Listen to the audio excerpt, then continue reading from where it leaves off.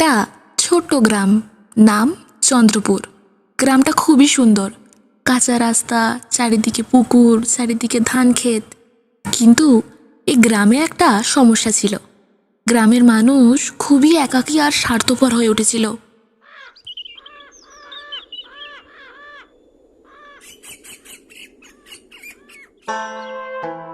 গ্রামে একজন বুড়ো মানুষ থাকতেন, নাম হরিপদ কাকু।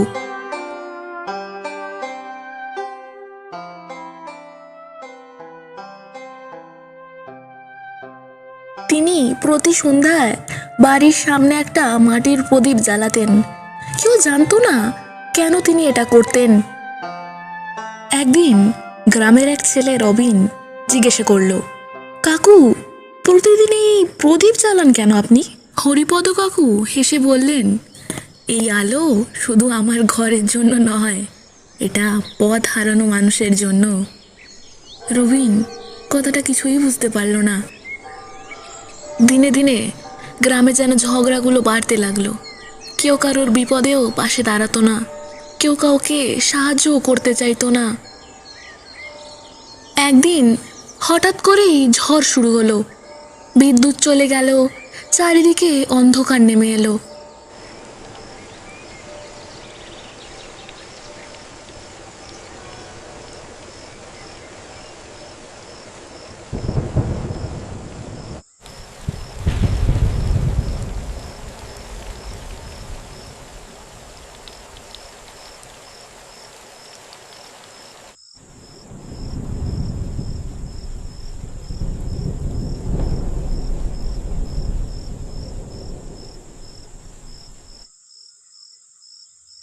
সেই গভীর ঝড়ের রাতে গ্রামের এক বাচ্চা গভীরভাবে অসুস্থ হয়ে পড়েছিল।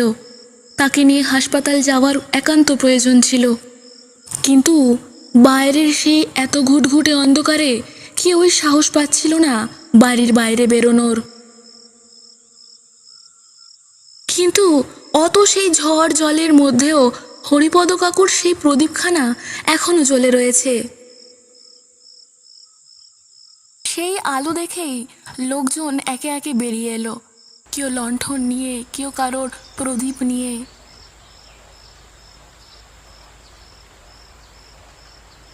সবাই মিলে বাচ্চাটাকে নিয়ে হাসপাতালে যায়।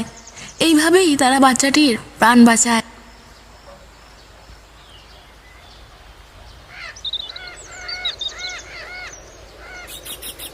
পরদিন সকালে গ্রামবাসীরা হরিপদ কাকুর বাড়িতে গেল, কিন্তু তিনি দরজা খুললেন না।